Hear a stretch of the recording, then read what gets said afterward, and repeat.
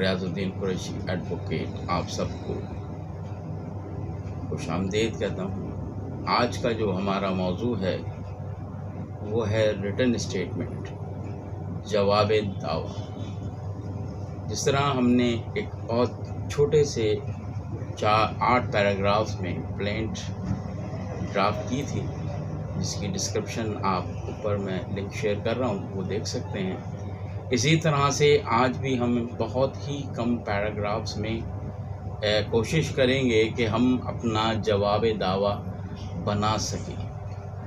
चूँकि जब किसी भी अदालत में कोई केस दाखिल होता है, उसके बाद नोटिस सर्व होते हैं ऑर्डर 5 के तहत। ऑर्डर 8 में आपने रिटन स्टेटमेंट फाइल करना है। ये जो वीडियो है ये यंग लॉयर्स के लिए और फ्यूचर लॉयर्स जो स्टूडेंट्स हैं उनके लिए है, ताकि वो इससे जो हम इसमें पैटर्न डिस्कस कर रहे हैं उस पैटर्न को फॉलो करते हुए वो अपना रिटन स्टेटमेंट या जवाब दावा बना सकें। तो सबसे पहले एक डेफिनेशन वो शेयर करते हैं, फिर उसके बाद इसको फिर आगे हम बढ़ाते हैं। द रिटन स्टेटमेंट और pleading of the defendant is called a written statement. Subsequent pleading filed by the plaintiff either in reply to the defendant claim or set off with leave of the court in answer to the defendant's plea in defense is also called written statement, but such reply is commonly known as repudiation. यहाँ हम बुनियादी तौर पे civil के जो दावे हैं उनकी हम बात कर रहे हैं, सिविल सूट्स जो फाइल होते हैं उसकी बात कर रहे हैं। हर प्लेंट के बाद रिटन स्टेटमेंट लाजमन फाइल करना पड़ता है ऑर्डर 8 में, और उसको हमने किस तरह से ड्राफ्ट करना है वो हमें मदद लेते हैं ऑर्डर 6 से, प्लीडिंग से, ताकि हमें ये पता चले कि किस तरह की फॉर्मेशन हमने बनानी है। जिस तरह की हमने पिछली अपनी, अगर आपने मेरी वीडियो देखी है पिछली प्लेंट के हवाले से, तो उसमें भी हमने इसी पैटर्न को फॉलो किया है कि ऑर्डर्स और उसके जो रूल्स हैं उसको फॉलो करते हुए हमने अपनी प्लेंट ड्राफ्ट की थी।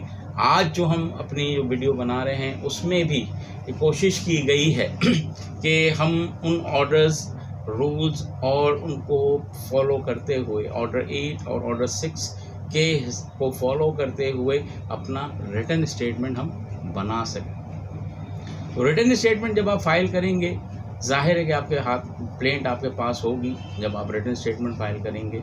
तो रिटन स्टेटमेंट जब हम फाइल करेंगे तो उसमें सबसे बुनियादी चीज़, जिस तरह हमने प्लेंट में की इसी तरह से उसकी बुनियादी चीज़ उसकी हेडिंग है। जिस अदालत में वो केस दाखिल हुआ है आपने उसकी हेडिंग लिखनी है। फिर पार्टीज़ के नाम, अब जिस तरह हमने प्लेंट में पार्टीज़ का कंप्लीट एक डिस्क्रिप्शन दिया था कि पार्टी का नाम, उसके वालिद का नाम, उसका कंप्लीट एड्रेस, इसी तरह से डिफेंडेंट का नाम, डिफेंडेंट के वालिद का नाम, उसका कंप्लीट एड्रेस। यहाँ हम सिर्फ सिंपली जो शुरू का जो सिर्फ प्लेंटिफ का नाम और उसके आगे हम प्लेंटिफ लिखेंगे, उसके बाद डिफेंडेंट, और अगर ज़्यादा डिफेंडेंट हैं तो उनमें एंड अदर्स करके उसमें डिफेंडेंट लिख देंगे। ये आपका टाइटल आ गया। अब आपने पैरावाइज रिप्लाई करना है। Body of the plaint, body of the written statement जो है उसमें आप एडमिशन और डिनाइल करेंगे। जो पैराग्राफ्स प्लेंट में दिए गए हैं हर पैराग्राफ का आपने एक रिप्लाई करना लाजमी है। अगर आप डिनाई करते हैं, सिंपल डिनाइल नहीं है, उसके बारे में आपने बताना भी है कि आपने ये डिनाइल क्यों किया है। उसके बाद हमारे पास आ जाती हैं एडिशनल प्लीज।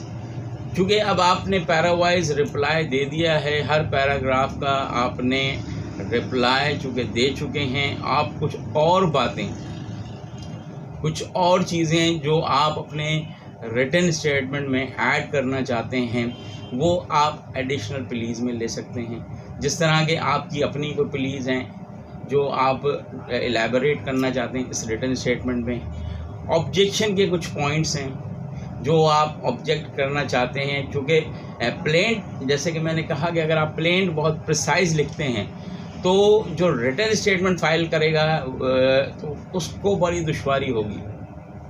अब उस दुश्वारी से बचने के लिए हम इसमें एडिशन करते हैं एडिशनल प्लीज का। अब जब हम ऑब्जेक्शन के पॉइंट्स, चूँकि जो आपने पैराग्राफ्स लिखे अगर उसके अंदर वो चीज़ें मेंशन नहीं हैं तो हम उसमें ऐड कर देंगे एडिशनल प्लीज। फिर कोई स्पेशल आप कोई डिफेंस लेना चाहते हैं, जो डिफेंस उसमें डिस्कस नहीं किया गया है प्लेंट में, वो आप स्पेशल डिफेंस इसमें ले सकते हैं। बाज़ रिकवरी सूट्स में सेट ऑफ का मामला भी आता है। सेट ऑफ थोड़ा सा मैं इसमें डिफ़ाइन कर देता हूँ, एज सच ये टॉपिक नहीं है, लेकिन सेट ऑफ का मकसद हमारे पास ये है कि कोई रिकवरी सूट अगर फाइल होता है, लेट सपोज प्लेंटिफ ए ने एक रिकवरी सूट फाइल किया है डिफेंडेंट बी के ऊपर। प्लेंट ए कहता है कि मेरे पैसे बी के ऊपर इतने निकलते हैं। जब बी अपना रिटन स्टेटमेंट फाइल करेगा तो उसके अगर पैसे ए पर निकलते हैं तो वो रिटन स्टेटमेंट के साथ कोर्ट फीस लगाकर फाइल करेगा और वो ये कहेगा कि ए के अगर इतने पैसे निकलते हैं तो मेरे भी बी पर इतने पैसे निकलते हैं।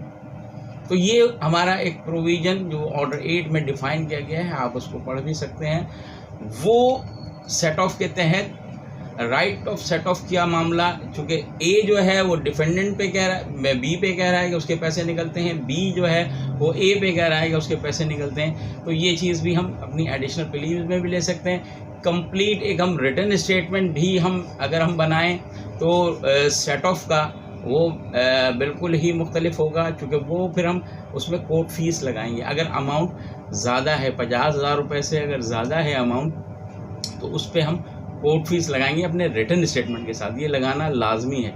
उसके बाद हमारी कंक्लूडिंग आ जाती है वेरिफिकेशन। तो हमारे चंद पॉइंट्स के अंदर ये हमने एक रिटन स्टेटमेंट को कोशिश की है कि इसके बारे में हम इसको डिस्कस कर सकें। अब जो है हमारी हेडिंग क्या होगी वो हम डिस्कस कर चुके हैं। हेडिंग में आप कोर्ट का नाम देंगे, सूट का नाम देंगे, पार्टीज़ का नाम देंगे, इस तरह से आपकी हेडिंग कंप्लीट हो गई। उसके बाद जो आपका आएगा एडमिशन और डिनाइल। एडमिशन और डिनाइल से क्या मुराद है, इसकी मैं एक डेफिनेशन आप लोगों के साथ शेयर कर देता हूँ, और उस एप्लीकेशन को शेयर करने के साथ साथ आप जो है उसको चेक भी कर लीजिएगा कि एडमिशन और डिनाइल के हवाले से The defendant should take each fact in the same order in which it is alleged in the plaint, and it should be either admitted or denied. When the defendant has knowledge of it, he may refuse to admit it. General denial is not sufficient. A denial may be either total or partial.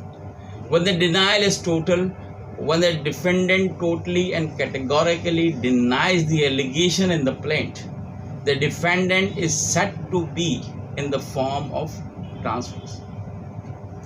आपने जो denial करना है या admission करना है, admission करते हुए ख्याल रखना चाहिए, क्योंकि एडमिशन जब आप करते हैं तो फिर अगर आप अपने डिफेंस में एडमिशन करते हैं तो ऑर्डर 12 रूल 6 के तहत आपका सूट जो है वो डिक्री भी हो सकता है, तो आपके ख़िलाफ़ भी केस जा सकता है। इसलिए एडमिशन करते हुए एहतियात करें कि आप जिन चीज़ों को एडमिट कर रहे हैं।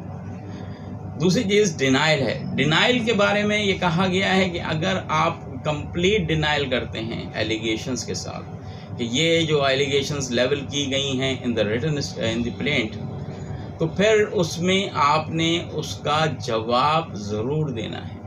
सफिशेंट उसमें बातें आपने ज़रूर बतानी हैं कि आपने ये डिनाइल क्यों किया है, क्योंकि डिनाइल, सिंपल डिनाइल जो है वो जो अमूमन जो हम रिटन स्टेटमेंट देखते हैं उसमें सिंपल डिनाइल होता है, कैटेगोरिकली डिनाइड, वेहेमेंटली डिनाइड, लेकिन उसके बाद आपने उसका रीज़न भी देना है कि भाई आपने डिनाई क्यों किया है।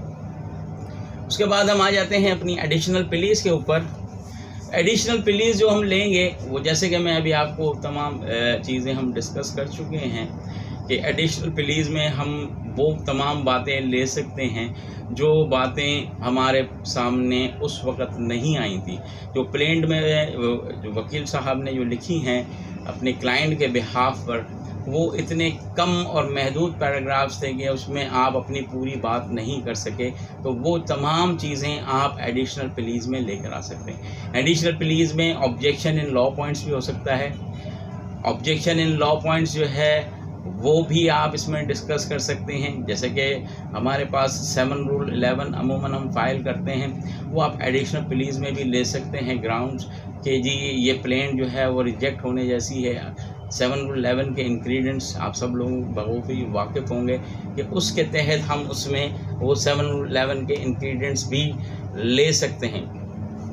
एडिशनल प्ली जो हैं आपकी वो स्पेशल डिफेंस भी हो सकती हैं। कोई जो आप डिफेंस प्ली, क्योंकि प्लेंट में वो चीज़ नहीं है, आप उसको इलेबोरेट भी नहीं कर सकें, लेकिन आप उनको एडिशनल प्ली के तौर पे भी ले सकते हैं जो आपकी स्पेशल डिफेंस है। अब उसमें स्पेशल डिफेंस में आपकी लिमिटेशन आ सकती है, स्पेशल डिफेंस में आपकी जुरिडिक्शन आ सकती है, स्टॉपल आ सकता है आपका, रेस जुडिकेटा आ सकता है आपका, और बहुत सारी चीज़ें ऐसी हैं जो आप इसमें स्पेशल डिफेंस में भी ले सकते हैं जो आपकी एडिशनल प्लीज़ में आएगा। तो आज जो हमने इसको एक बहुत बड़े टॉपिक को, एक समंदर को कूज़े में बंद करने की कोशिश की है ताकि आपके पास जनरल परसेप्शन आ जाए कि आपने रिटन स्टेटमेंट जो बनाना है उसके बुनियादी जो चीज़ें हैं वो क्या हो सकती हैं। क्योंकि बुनियादी जो चीज़ें हमने इसमें जो डिस्कस की हैं वो उसी तरह से हैं जैसे हमने प्लेन में की थी कि आपने हेडिंग देनी है, आपने या तो एडमिशन करना है हर पैराग्राफ का या डिनाई करना है। अगर आपने डिनाई करना है तो आपने उसकी रीजनिंग देनी है। एडमिशन करते हुए एहतियात कीजिए। एडमिशन करते हुए एहतियात इसलिए ज़रूरी है कि अगर आप एडमिशन कर लेते हैं अपने रिटन स्टेटमेंट में तो सूट जो है प्लेंटिफ का वो डिक्री भी हो सकता है ऑर्डर 12 रूल 6 के तहत। फिर हमारी आ जाती हैं एडिशनल प्लीज़। एडिशनल प्लीज़ को भी हम डिस्कस कर चुके हैं कि उसमें आपकी वो प्लीज़ जो आप लेना चाहते हैं, ऑब्जेक्शन ऑन लॉ पॉइंट्स हैं, स्पेशल डिफेंस अभी मैं आपको बता चुका हूँ, सेट ऑफ भी आपको बता चुका हूँ। उसके बाद हमारी वेरिफिकेशन आ जाती है। इस तरह से हमारा एक शॉर्ट स्पैन ऑफ टाइम के अंदर इसको कोशिश की गई है कि आपके साथ रिटन स्टेटमेंट को डिस्कस किया जाए। इसको आप एलेबोरेट जितना चाहे कर सकते हैं क्योंकि ये मेन पॉइंट्स हैं जिनको आपने अपने साथ रखना है जिस वक्त आप ये बना रहे हैं। उसके अलावा फिर आप इसके अंदर जो भी आप ऐड करना चाहें, क्योंकि हर पैराग्राफ को, हर जो पैराग्राफ है प्लेंट का उसका जवाब देना लाजमी है। हर पैराग्राफ का, ये आप हमेशा याद रखिए कि हर पैराग्राफ का जवाब देना लाजमी है। अगर आप वो जवाब नहीं देते हैं तो इट